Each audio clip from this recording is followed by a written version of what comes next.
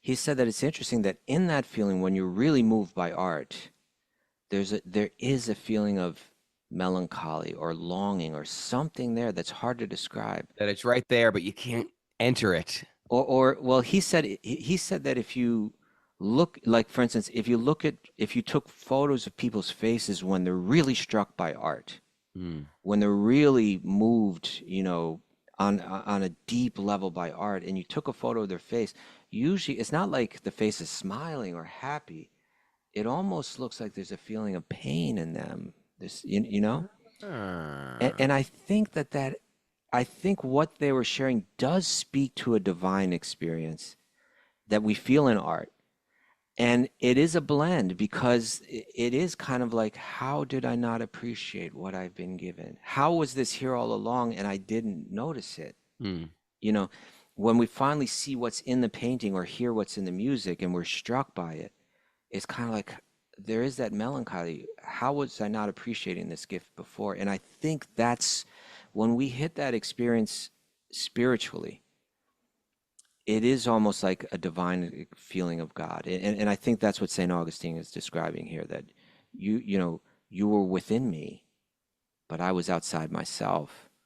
And there I sought you. What a fool I was. Right? A lot of times that deep spiritual feeling is like, how have I been such a fool? And we'll find this in the prayers of great saints from all different traditions, Om Namo Bhagavate Vasudevaya. Om Namo Bhagavate Vasudevaya. Om Namo Bhagavate Vasudevaya.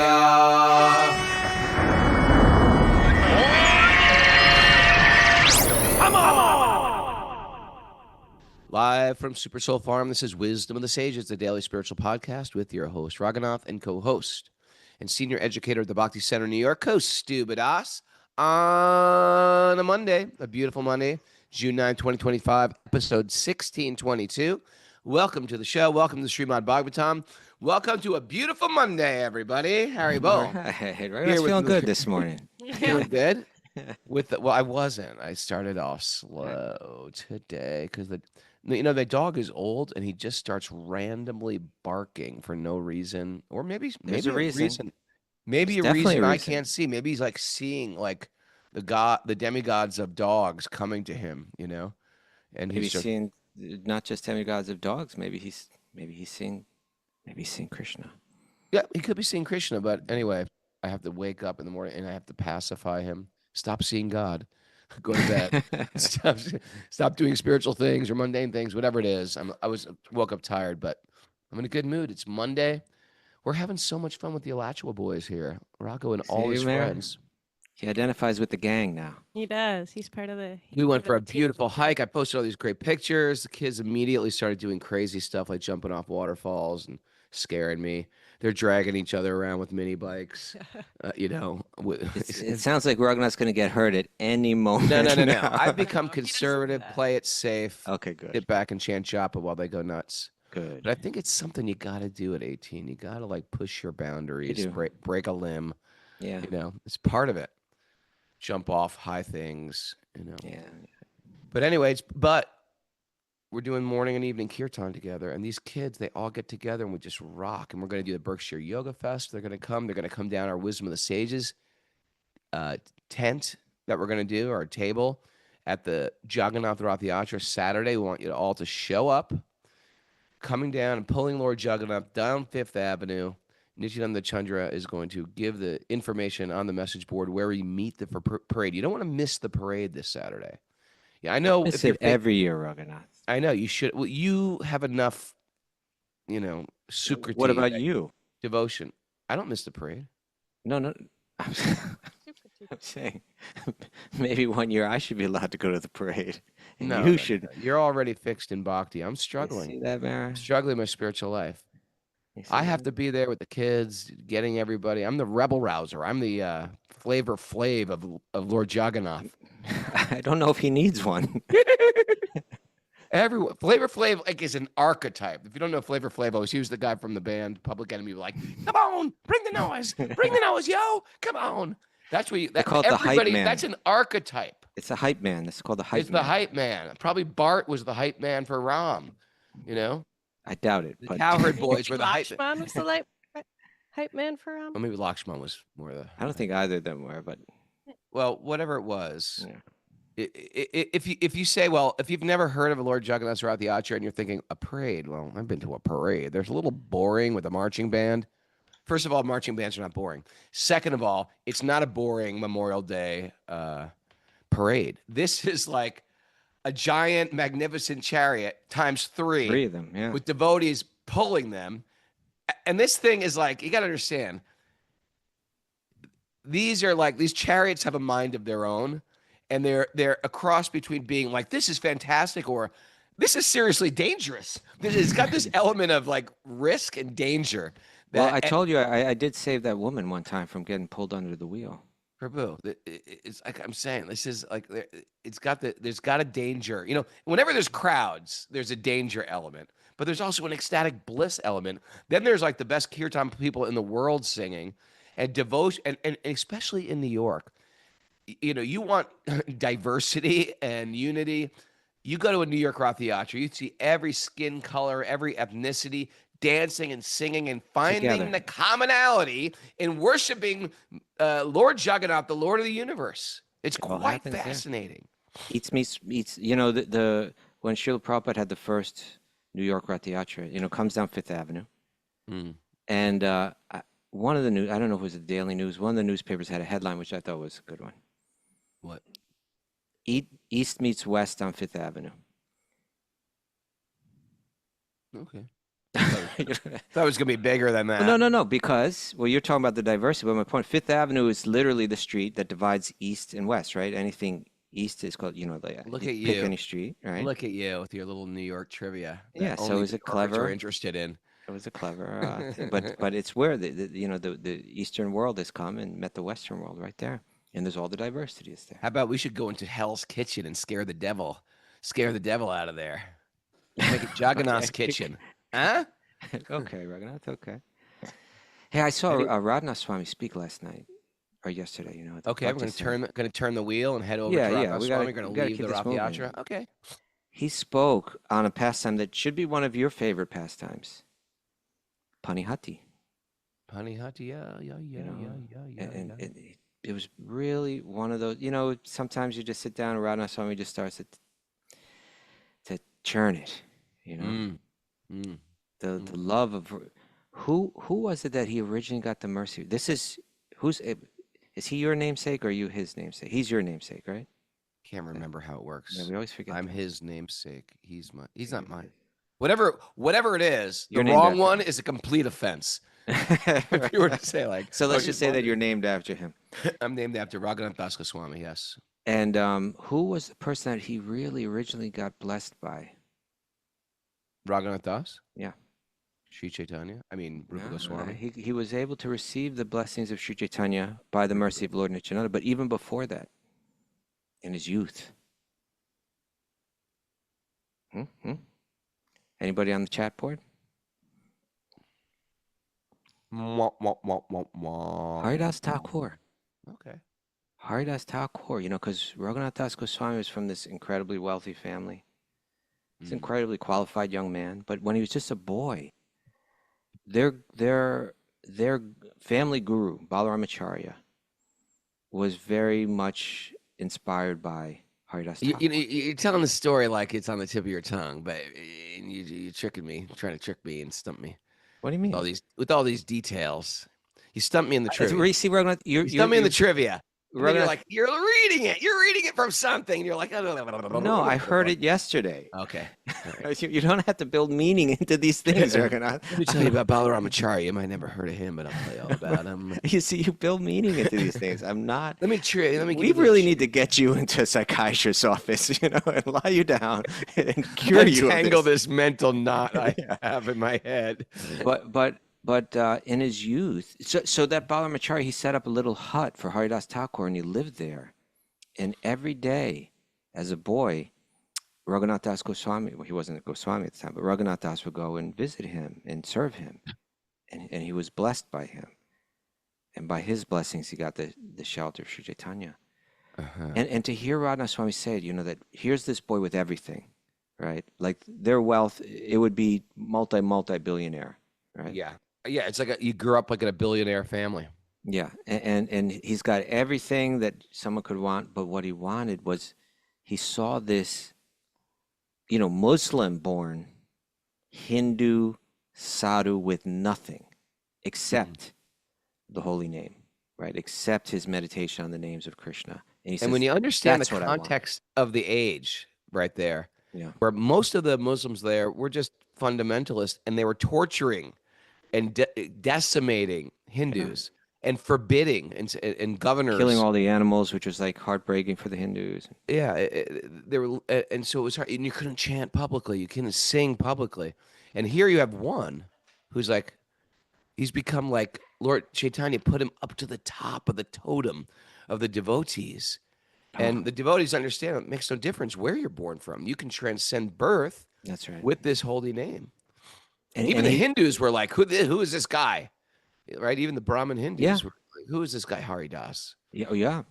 Lord. And there he is, like with practically nothing but a loincloth and a set of beads, and he just chants all day, but he's deriving the deepest happiness and the deepest satisfaction, the deepest bliss, just by chanting this mantra. And little Raghunath Das is like, all my money, all this wealth, what is that? Look what this man has. I want to follow in his footsteps. And he becomes Raghunath Das Goswami, the most revered saint in our lineage, practically. Incredible. This is good stuff. Yeah. All right, we better get moving, though, right? Well, Gotta we check are in there. moving, man. Lord That's true. Jagannath, Raghunath Das Goswami, Radhanath Swami, we're moving. This It's is true. happening right now. Well, it's like a Rath Yatra cart. It has a mind of its own. It moves the way It the Lord moves. desires it to move. Yeah. Anyway, big party, Tompkins Square Park. We're singing, we're dancing, we're distributing Prashad cookies. Make some cookies. Tompkins Square Park. That's No, Friday. I'm sorry. Friday. But Washington yeah, Square Park. come Friday to Tompkins Square Park at noon for a few hours. There's going to be great kirtan. The Raghunath Swami will be there. So many others. I'll At be there. noon, huh? On I Friday. think it But begins is at anything noon. happening Friday night? Friday night is Times Square kirtan. Times Square. Okay, we got to tell the Alachua boys for that. All right. Yeah. All righty. All right, you ready for the nugget? Yep. This comes from St. Augustine, Confessions, Oh, Book yeah. 10. St. Augustine. St. Augustine. What's the story with St. Augustine? Bob Dylan wrote a song about St. Augustine. Did he? There's that. Yeah. Well, he it's wrote a book. This is near from Alachua, also St. Augustine. This is from his book called Confessions, Book 10. He had a lot of confessions. He's got a lot. Interesting. Okay. So he writes, "You were within me, but I was outside myself, and there I sought you." Such Okay. You a were- good quote. You like this one, Raghunath? It's such a good quote. I'm so isn't happy it? when you're inspired by the nuggets. Oh, I'm always inspired. You. Okay. But particularly today, you seem. How did it you touch you? were within me, but I was outside myself, and there There I saw sought you. What a fool I was. All You were right. within This me all along. this is so relatable. I think it's pretty much. I think it's probably pretty common for people who start to get serious about their spiritual life. Right? We start reading all the books. We listen to the podcast. We go on retreats. Watch a guru's talk on YouTube, and and that's good. It's there's nothing wrong with it. It's like a necessary, and it's helpful. But sometimes we get caught so much in the search that we forget to just stop and turn inward. Just take a moment, like we're looking Right. everywhere out there for what's already in here. Mm. And I do this. I get caught up in it. It's a fine balance. Okay. It's a fine balance, right? And it's this tension that you're going to feel every day. Because to get great at something, you do it every day. But the problem with doing something every day is it gets ritualistic. Routine. And so it gets routine. Chanting japa, doing puja, saying the same prayers every day. So that's the tension. Can I show up every day, but can I go deeper and deeper instead of just rattling things off, right? We get stuck in these.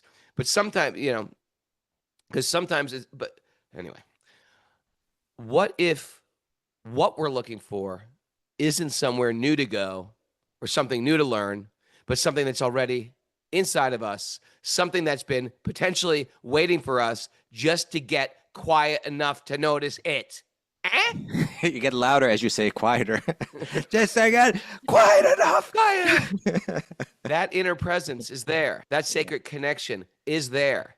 But I got to finally turn in, tune out, even just a little. It's like, oh, there you are. Not just up in the sky, not just up in the ritual, not there at the temple, not even at the festival, right here in my heart. This is the festival right here, Kaustubha. Nobody go to the festival on Saturday.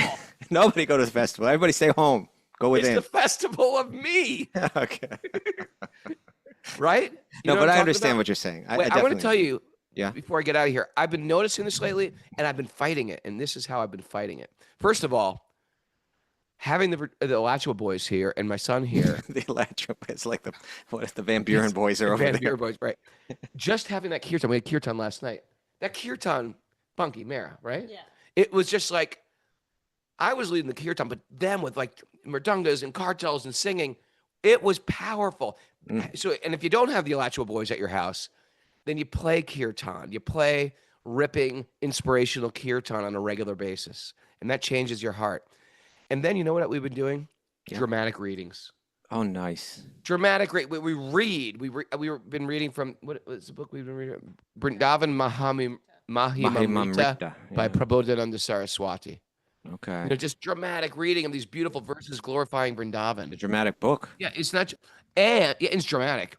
And you're not just like reading them like rotely, like going through these prayers like you do every day. I mean, I have prayers in my head that I can whip off the top of my head. But like sitting there with the substance of the prayer and feeling that in the moment. So the drama of it is putting drama. It ignites some drama in your heart, spiritual drama in your heart. Maybe read the prayers that you already know, but read them with heartfelt intention, deep heartfelt drama, like you're putting on a performance, but for Krishna. So anyway, these are two little things. Singing with devotion. Yeah. Praying with devotion. Chanting, when you chant, even if you're in a kirtan, there's still something internal, right? That you're meant to still be turning within. Sure. You know? I mean, yeah. Believe me, we just had the Kirtan Fest, and there's two modes of Raghunath. One is I can just sit there, even if I'm leading the Kirtan, sit there, close my eyes. Or if I'm not in the Kirtan, I mean, I'm leading the Kirtan, but in somebody else's Kirtan, and just shutting up, turning off, tuning in, and hearing the Kirtan. Like you are in meditation now, dude. Nice. It's not. And problem with at Super Soul is I'm also organizing thing, and guests are coming. I'm not doing anything evil, you know. But I'm thinking like, oh, guests are going to pull in, or I hope they're parking correctly, because if they're parking incorrectly, it's going to screw up the parking for new people coming in. Is the prasad ready? Is the tables out? You're always caring for others, Raghunath. Thank you. But you don't want to care at the expense of not hearing the holy name. Okay. You don't want to due to your great management skills, which I don't have anyway. I was thinking Mayor's probably like, he organizes it? He's busy? The point is, there is time to sit, tune out, and tune in. Right. Right? And so I was noticing I got to really sit through some kirtans, lead some kirtan in a very meditative way. And then I went back to organizing. And a lot of times that organizing is like splayed mind. And there's almost like a lot of wasted time. You're wandering around, say hello to people, but the mind is not focused at all. So I found myself vacillating between these 2 points of being. Right. Okay. But you're making a concentrated effort to turn within on a daily basis. Yeah. The dramatic readings, I think that's a great thing. You know, there was a drama yesterday too. I only caught the end of it. I'm going to end this with a dramatic reading. I'm going to end our show today. Okay. Okay. But they had this drama yesterday at the Bhakti Center for this festival that they're celebrating. That we were all in. What was the reading? What was the reading? It wasn't a reading. It was a drama. It was a full-on drama of what? What was of the life of Raghunath Das Goswami and the Panihati festival. Okay. And you know, even when done in a simple way, you know, these are not professional actors. They don't have professional costumes. They don't have a professional setting in any way. What was the budget? 0, probably. They did have the male roles were largely played by women, like like the different Goswamis were all ladies. For women, interesting. And so they did have those kind of like skin cap kind of things to make it look like they had Baldy shaved heads. wigs? Yeah, if that's what you call them. What? Yeah. You And didn't call them baldy wigs when you were a kid? there was one comical moment. What I appreciated that the whole thing wasn't comical because I think devotees do that too often. They make I it do. I silly. definitely do. But they weren't. But there was one comical moment when Jiva Goswami first met, or, I'm sorry, when Raghunath Das Goswami first met Lord Chaitanya, she bowed down, and when she did, because she had another wig on top of the bald wig, right? Because at first First, she had to Raghunath have Das hair, then Goswami she has had to have hair, no hair. but when Raghunath Das Goswami bows down to Lord Chaitanya, that top wig fell off, and the shaved head was underneath. This was not planned comedy. This was No, just yeah, and so then when lack of Radha's budget comedy. when Radha Swami spoke afterward, he really shared his appreciation for the drama. But he said, "And did you notice that like the moment that Raghunath Das Goswami bowed down to Sri Chaitanya, immediately his head was shaved. It was His like hair, his well, he hair. surrendered his hair, like." But there's something. It's interesting that you mentioned drama. Because when I heard this quote, I totally appreciate it from the level that you're coming from. And I think what we'll be reading today also speaks to the idea of our tendency not to turn within and how we suffer because of it, how we miss the point because of it and suffer because of it. But there's also something in this quote that I thought was interesting on like an aesthetic level, Mm. is that this is two things are happening here. You were within me, but I was outside myself, and there I sought you. So on one level, it's like it's revelation. Like he's finally having the spiritual experience that he's been desiring. Now I get it. Now I realize it. Now I feel it. But there's a sense of regret blended into that feeling. Mm. So it's a blend of, oh my God, I'm finally getting the spiritual experience I've always been wanting. At the same time, there's like a melancholy blended into it, right? Yeah. And I think that's very real and very natural.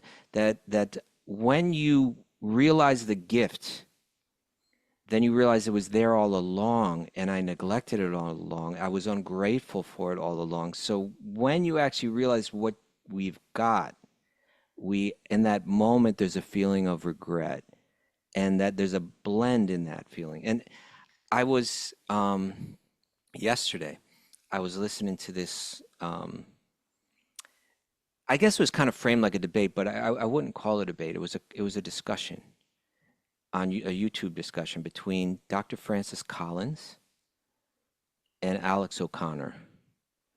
And so Francis Collins is he's like this geneticist, and he's as influential as any living scientist.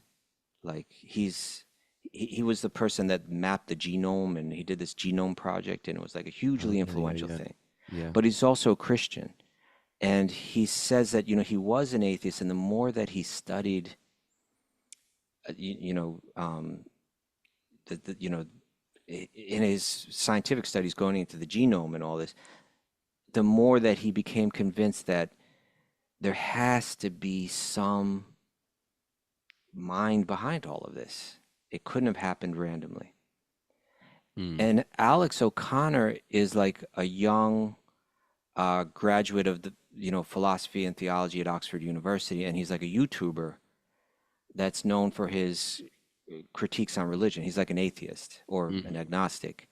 But both of these men, what I appreciated from them, and what's unfortunately so rare nowadays, is they're gentlemen, and they discuss it, and they appreciate each other's points of view, and although they maintain their own, Right. So, and they're both have brilliant minds, and so they were discussing this and going back and forth, and side note is that it's just a shame that some of these great thinkers, we got to become more prominent on YouTube. Like the Bhakti tradition has to become more prominent on YouTube, because they were having such a great discussion. But it was really interesting, right? Because it started off with Francis Collins talking about, the argument from, what is it called? Fine tuning. Mm. that for life to be in the universe, it has to be tuned so specifically. It's so there's so many details that have to be perfectly tuned for life to exist on Earth, Mm. and which naturally leads to the idea that someone must have tuned it that way. Right. And Alex O'Connor actually said, you know what? I don't accept it as 100% proof, but I will give you that argument. It's like score one for the God exists. The question was, Right. does God exist? That was the theme of the conversation. Right. He's like, score one for God exists. That's a good argument. And his argument, goes away from science, and it has more to do with the problem of evil. Why is there suffering in this world? And he even was generous enough to say, on the human level, I can even, theologians come across with arguments like, for there to be free will, then for the purpose of love, there needs to be free will. And when there's free will, then it's not God making us suffer, but he says, on the human level, I can even see those as reasonable explanations. But what about on the animal level? He says, why is there if you take all the suffering that animals go through, They go through a lot of suffering. it's, and you just add it up over the centuries and the number of animals, it's just like this, endless ocean of suffering that's going on without them having the theological kind of, developing this divine love or. You're absolutely right. There is no God. How could that happen? Why would a real loving God make that happen? Well, when he presented this as an argument, Francis Collins was kind of like really at a loss to present anything, and it's like, guys, like we've got an answer for The that. Hare Krishnas are raising their hand.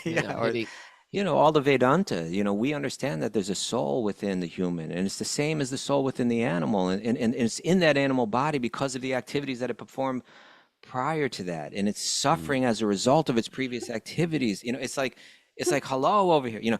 Anyway, that's a side note. Sure. But the conversation then went into Francis Collins was saying that this isn't proof, but it's something that I feel inside. They were saying that, this faith is something that you feel inside. And even Alex O'Connor was saying, I wish I had that feeling. I wish I could feel the presence of God in me. I wish I could hear a voice. And Francis Collins was describing his own experience of like listening to music sometimes, like listening to great, great music, that you feel something inside that feels like a longing. And and he was saying that he just felt that neurobiology just can't really explain this. Neurochemistry just doesn't really add up to that feeling, to this very unique, subtle, special, moving feeling. It's not. His point was, it's not. It can't just be described by chemistry in the brain. And Alex O'Connor was sympathetic to that idea. And he was speaking about that feeling of longing in music. He was saying that in art, like with paintings, he said, at first I never really got it, and then I studied more about art, and now sometimes I can look at a painting and feel something. And he said that it's interesting that in that feeling, when you're really moved by art, there is a feeling of melancholy or longing or something there that's hard to describe. That it's right there, but you can't enter it. Well, he said that if you look, like for instance, if you took photos of people's faces when they're really struck by art, when they're really moved, on a deep level by art, and you took a photo of their face, usually it's not like the face is smiling or happy. It almost looks like there's a feeling of pain in them. This, and I think I think what they were sharing does speak to a divine experience that we feel in art. And it is a blend, because it is kind of like, how did I not appreciate what I've been given? How was this here all along and I didn't notice it? When we finally see what's in the painting or hear what's in the music and we're struck by it, it's kind of like, there is that melancholy. How was I not appreciating this gift before? And I think that's when we hit that experience spiritually, it is almost like a divine feeling of God. And I think that's what St. Augustine is describing here, that you you were within me, but I was outside myself. And there I sought you. What a fool I was. Right? A lot of times that deep spiritual feeling is like, how have I been such a fool? And we'll find this in the prayers of great saints from all different traditions, you know. Man,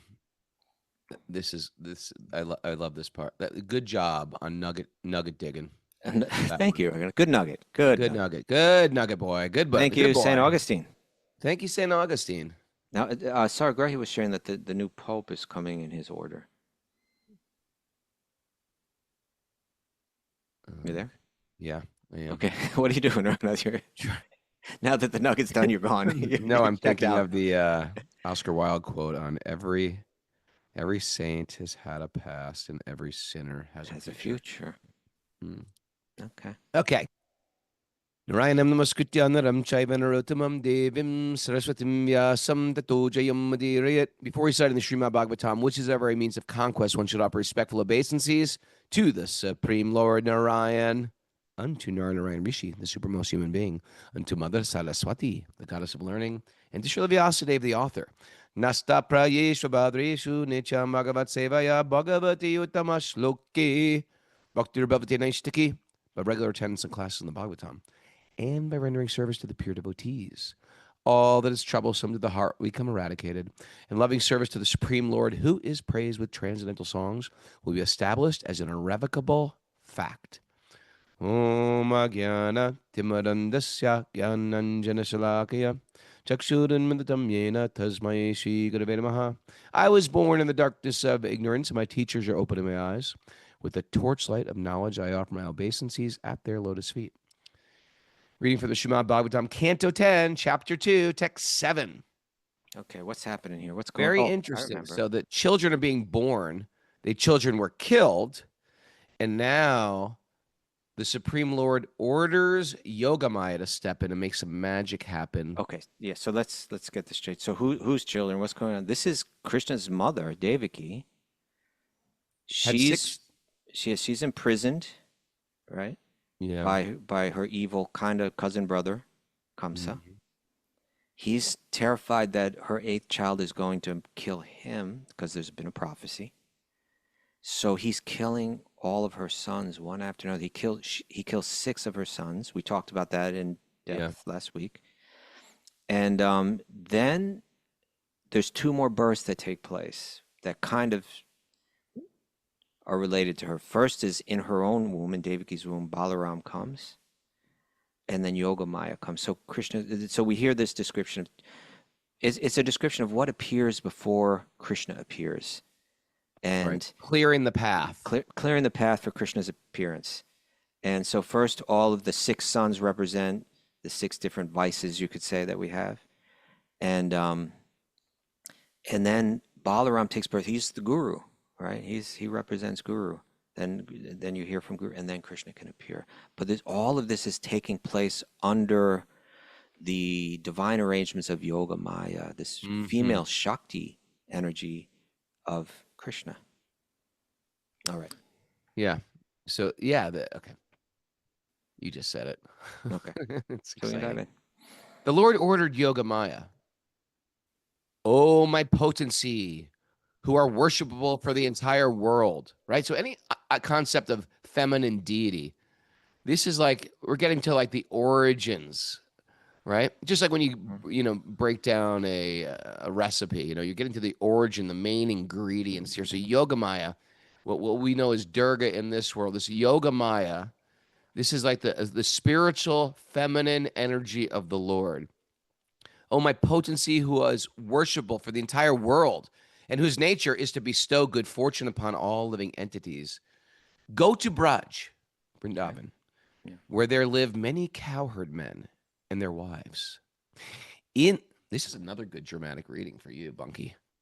In that very beautiful land, where many cows reside, Rohini, the other wife of Vasudeva, is living at the home of Nanda Maharaj. Okay. So you've already got a wife over there. You got a wife in prison. Yeah.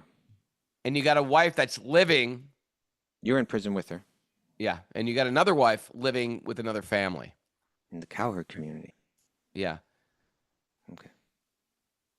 Oh, there's other wives. Other wives of Vasudeva, because Vasudeva had a lot of wives. Other wives of Vasudeva are also living there incognito because of the fear of Kamsa.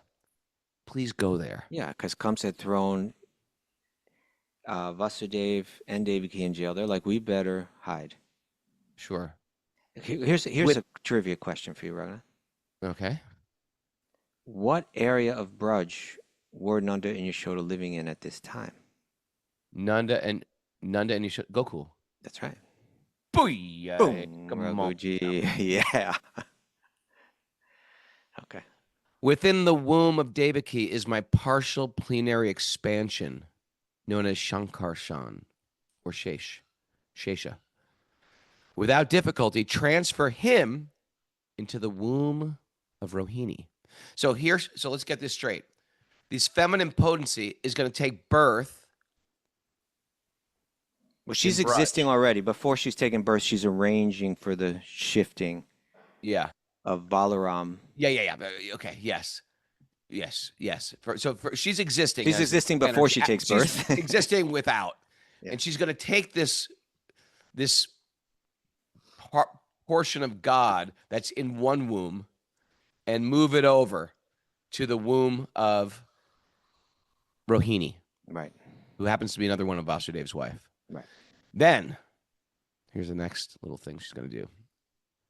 Within the womb of Devaki, is my partial expansion known as Shankarshan. Without difficulty, transfer him into the womb of Rohini. Okay. So that would be the seventh child.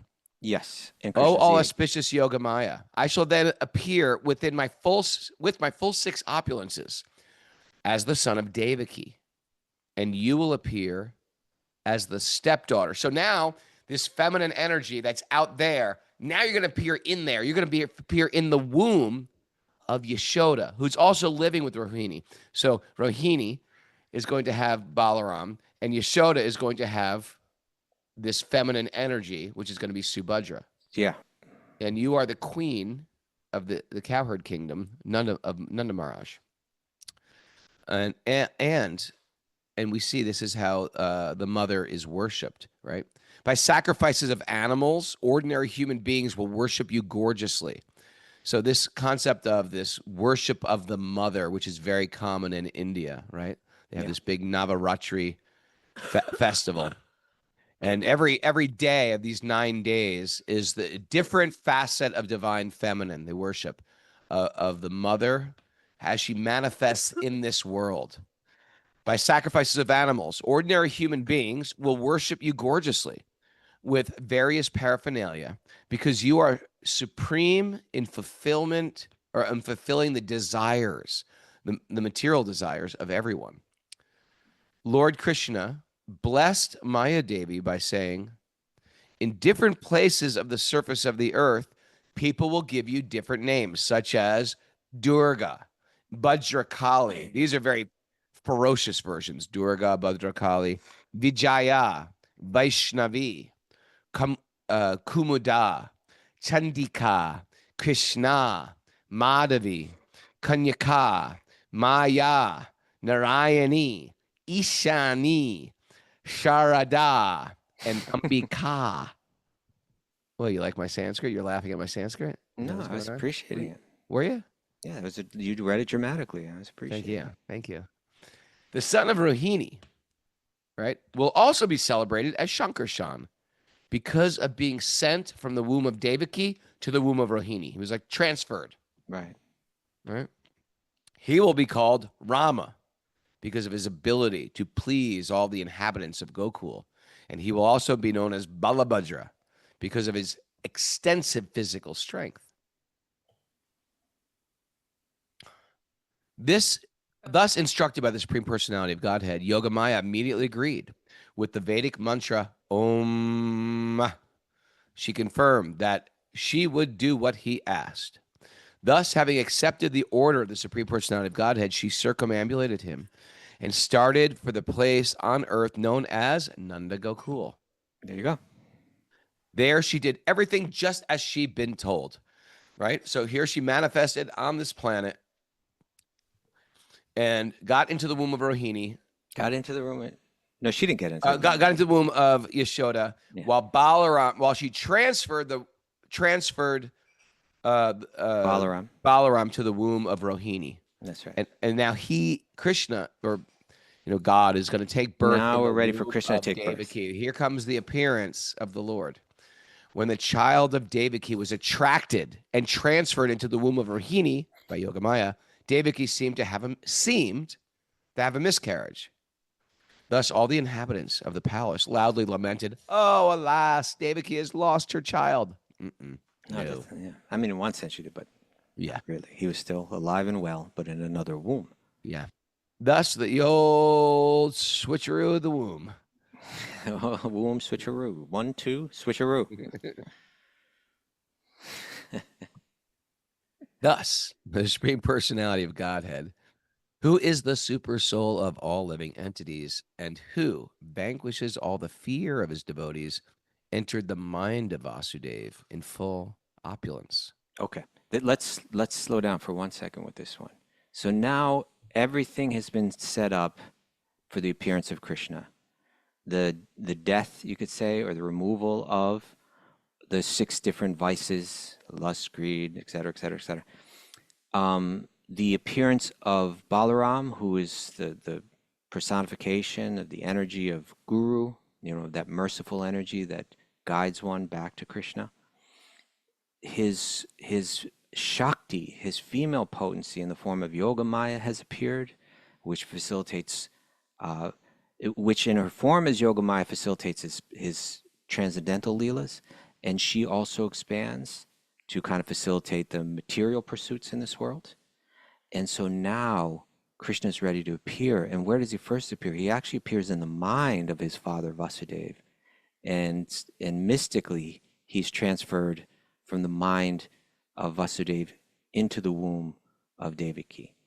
But there's a commentary to this verse that I want to read. This is text 16, 10:2-16. And you see, because I'll read the verse again. It says, "Thus the Supreme Personality of Godhead, who is the super soul of all living entities." He's in the heart of every living being. We were reading in the nugget about searching for God without. I'm looking for you everywhere without, but it's saying he's the super soul of all living beings, right? He's within every living being. So, who is the super soul of all living beings and who vanquishes all the fear of his devotees, entered the mind of Vasudeva in full opulence. So his entire godly opulence and all of his potencies are there in the mind of Vasudeva. But speaking about this word, there was the word that was used in here to say that he was the super soul of all living entities is Viśvātmā. You with me, Raghu? Yep. I'm back. Yeah, you're back. Viśvātmā.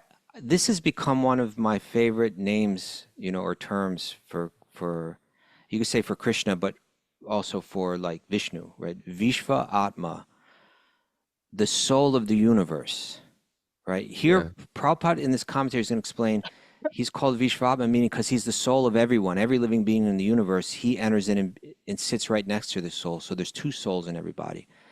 When Ramanujacharya would use this term, especially, he would say the universe itself is a living body, and the soul, just like every living body has a soul within it, the soul of the body of the universe is Lord Vishnu. He's Viśvātmā, and he spreads his consciousness throughout the entire universe. And so, but Prabhupada here is using it more in that we say then he enters in the heart of every living being. So everyone is living within him, and he is living within everyone. But why don't you start this commentary, the purport?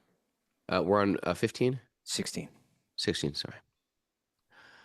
All right. The word Viśvātmā refers to one who is situated in everyone's heart. So the Bhagavad Gita says, Ishvara Sarva Bhutanam Hridesha, right? His desha, his home, is in the heart. In the heart. Arjuna Tishtati. Yeah. Another meaning of Viśvātmā is the only lovable object for everyone. Interesting. It's the place where we're actually meant to repose our love. Right. Like we've got too much love to give to just a being. We're like we have too much love. Too much. It's meant to be reposed in God. Raghunath, you got too much love in you.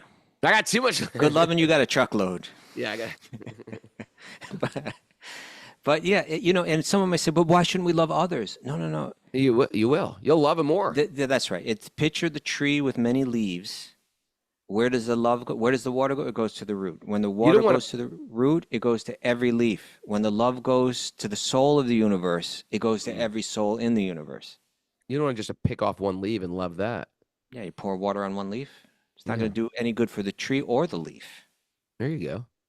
Yeah. The Lord, because of forgetfulness. Because of forgetfulness of this object, people are suffering in this material world. But if one fortunately revives his old consciousness of loving Krishna and connects with Viśvātmā, one becomes perfect. Okay. Right? That sentence right there is kind of the mystery of the universe, right? Because This is the mystery of the universe. Yeah. Why are we suffering? Is it because we don't have enough? Well, there's some type of suffering there, not having enough. But then we go to places, and I think a lot of Westerners get this feeling. You go to India or some type of underdeveloped country, or you go to a village where it's like they don't have cell phones, they don't have nice cars like we drive, they don't even have nice roads sometimes. Mm-hmm. Yet you see a bunch of children running around. Instead of playing with their phones, they're playing with like a stick and a wheel, or they're playing with homemade that stick and the little weird. piece of wood. What do they call it? The gun. There's a name for that in Vrindavan. They do that. There's so many like homemade toys, and probably just not India, any underdeveloped kids play. So it's not because there's a lack sometimes. We think, well, I don't have enough to get what she has or that other kid's got, and now I'm suffering. Right. It's not just that. There's some other type of emptiness we have. And what we're trying to say, there's a deeper type of suffering from not being connected, because you can have and still be suffering. We know that. Right. Right? And so the real thing that the Bhagavatam is saying, yes, there is some type of suffering in not having and having loss even. But if you can just connect with Source, it doesn't matter if you have or don't have. It doesn't matter if you're suffering or not suffering physically. It doesn't matter even if you're in a great situation or a miserable situation. Sometimes we see people in a great situation, they're suffering more than anybody. Maybe they become famous. Maybe they become incredibly validated by millions of people, but there's deep suffering and they take their life, right? So it's not like the accolades or the fame or the validation from the material world. Sometimes they're just internally suffering. We're saying, or the Bhagavatam is saying really, is no. It's in our connection we find peace. It's our connection we find our joy. So the highest thing you could offer someone is not even food in their tummy. It's not even the newest gadget or the newest vehicle or even the softest bed or to even relieve material pain. It's to learn this subtle truth. And then if you have that, you can have some joy anywhere. And I think the people who've been listening to this podcast and really learning how to navigate their life towards deep spirit.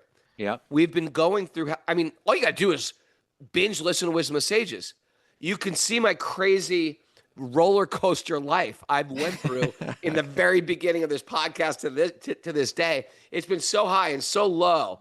You know, I have podcasts where we should make a list of what's Raghunath going through today. Make a whole glossary index of episodes. Well, Raghunath cries on the show today. Raghunath breaks down in tears. Raghunath's laughing and feeling He's got tubes in his nose in the hospital. Raghunath is ready to leave his body with his Govardhan Shila. Raghunath's nose has a huge rip in it. There's a gash in Raghunath's nose.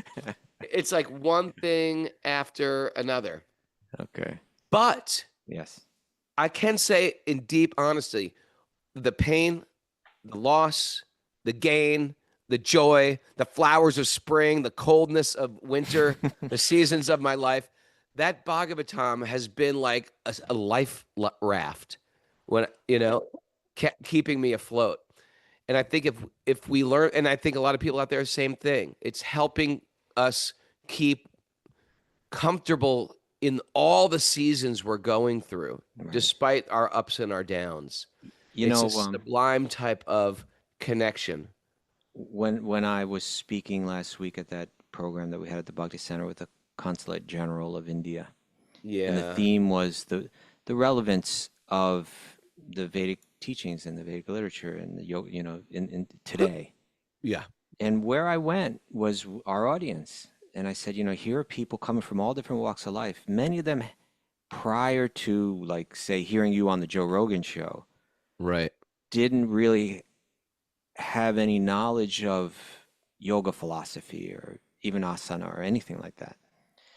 And on that 500th episode, where we had 2 hours of just testimonies of how has hearing Srimad Bhagavatam every day changed your life.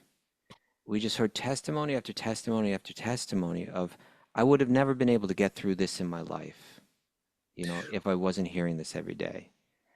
And that's the theme that's being presented. St. Augustine is catching on to it. You were within me, but I was outside myself. And there I sought you. I was looking for happiness. I was looking for security. I was looking for stability outside of myself. When the soul of the universe, that which supports everything is inside me, and I'm ignoring him. And and everything outside is unstable, but there's something incredibly stable within me. And if I were just to turn back, so Prabhupada says, because of forgetfulness of this object of our attention, this object of our affection, people are suffering in this material world. But if one fortunately revives this connection, he says one becomes perfect. In other words, just like perfect means it's just like a healthy leaf on a tree is perfectly situated. It's got everything that it needs. It's all right there. We have everything that we need. Externally, internally, psychologically, emotionally, in connection to that source. Prabhu, it's not hyperbole. It's not exaggeration. 2 people within the last couple of weeks have said something you said or something another devotee said protected me from suicide. I was suicidal. So it's not like because I said it and like because Raghunath said it and I love his mustache. That's not it. It's the message of Godhead coming through us when we repeat this spiritual information. That a person would have taken their life if they didn't hear this message of Godhead. This is real stuff. Yeah. It's real, powerful life, like a life raft, a lifesaver, so to speak. And it can give you some type of, what's the word, succor? Is it a word? Sucker? Sucker? You were rolling some type of comfort. Some type of vocabulary failed you. Okay, comfort. Some type of comfort in the most distressing of times. And it's real. Solace, that's another word. Starts with S, kind of fits in there. No, succor or succor. Yeah, SACCOUR. Not A. OUR. What is it? S? Is it succor or sucker? I got it from an Angry Simone song. That's how I know it. Okay. No, that's not how you spell it, though. How do you spell it? Succor. SCCOUR. Okay, Yeah. Bunky's coming in on this. I've never heard this word before. Succor? Sakura. Sakura. Thank you, Achuta. He knows it. He's British. They're smart. S-U-C. Yeah, Nancy's got it. Relief. It's relief. I got it. Sakura. Sakura. How do you pronounce it, though? Did the Angry Simone's pronounce it correctly? That's what I want to know. I'm surprised they even used it. I know it. Sucker. Sucker.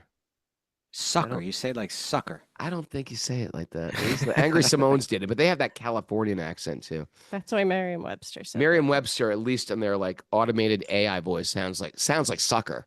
Okay. All right. Okay. Anyway, my point is, this message is the life raft. Kaustubha? I appreciate that, Raghunath. Thank you. Should we? Yes. Oh, it's 8:02. We got a takeaway. Mara, what you Miss got? Mara, come. What have you taken for your treasure chest? I got some goodies today. We're looking everywhere out there for what's already inside. Looking for love in all the wrong places.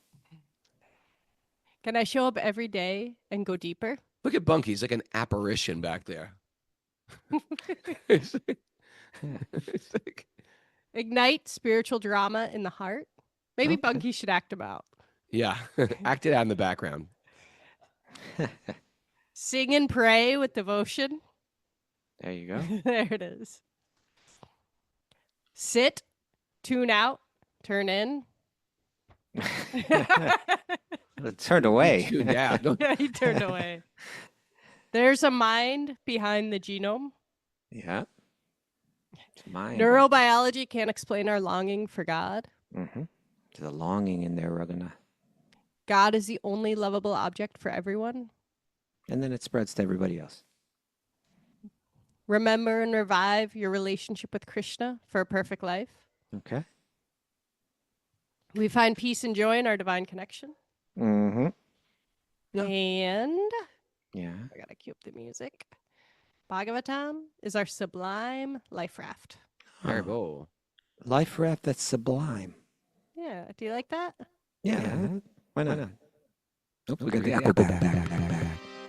Thanks everybody for joining us. Hey, if you didn't hear yesterday's interview with Naveen Krishna, really nice. Yeah, Really nice. What a special soul. Check that out. That was Sunday's interview Sunday, Episode 1621. episode 1621. Thanks for joining us, and we're going to see you at Rath Yatra this week. Some people are going to the Berkshire Yoga Festival. I'm going to be there Thursday and Friday with the Alachua Boys Thursday. Looking forward to that. And then Wisdom Sages is going to be at LA Rath Yatra first Sunday in August. Mm-hmm. Right? That's getting Looking forward to exciting. That too. August 3rd. Let's get excited. Getting excited. Going to Italy. Thanks, everybody. If you like our merch, go to merchnow.com or wisdomofthesages.com and check it out there. And if you like what we're doing, hey, this is a community-supported podcast. Give what you can every month. It helps us keep this going. Really means a lot to us, your tithing. Is that what they say? Good tithings of comfort and No, joy? that's tiding. Is that the same thing? A tiding and a tithing? No. I don't think so. Good tidings of comfort. Tithing is money? Yeah. And what's a tiding? Good news. Okay. Good news. Good. Yeah. Oh, good Wishes. tidings. Good news. They're both sort of religious, a tiding and a tithing.